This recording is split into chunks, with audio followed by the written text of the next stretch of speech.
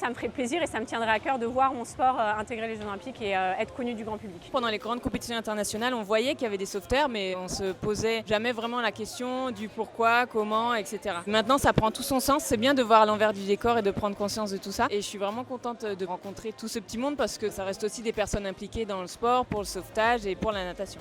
Le sauvetage sportif, c'est un sport où il y a vraiment deux parties, la partie piscine et la partie côtière. On va avoir à la fois des épreuves individuelles et des épreuves de relais. Et à chaque fois, c'est des mises en situation de sauvetage réel, mais dans un contexte sportif.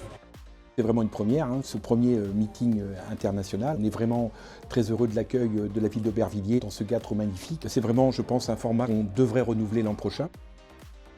Sur cette compétition, je vais faire le 50 parce qu'il y a un format un peu sympa avec une golden course, une course un peu à l'australienne à élimination au fur et à mesure. L'idée, c'était un peu de jouer le jeu aussi, profiter de cette belle opportunité pour faire cette course-là.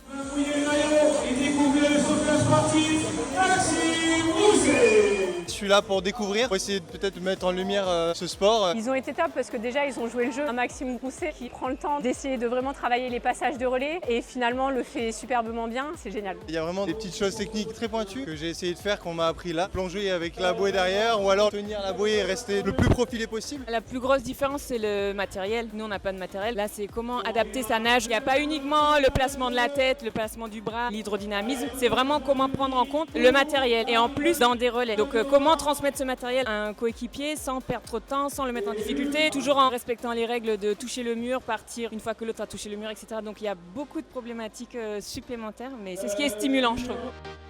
Concernant les enjeux, ça sert aussi de sélection pour les Jeux mondiaux. La France est quand même la première nation européenne, la troisième nation mondiale, les premiers étant l'Australie et les seconds la Nouvelle-Zélande. Et vraiment l'objectif c'est de maintenir ce niveau. Nous sommes la fédération historiquement qui rapporte le plus de médailles à la France. Les Jeux mondiaux sont dans l'antichambre des Jeux olympiques, donc on a des compétiteurs qui vont se sélectionner aujourd'hui et qui seront présents en Chine cet été.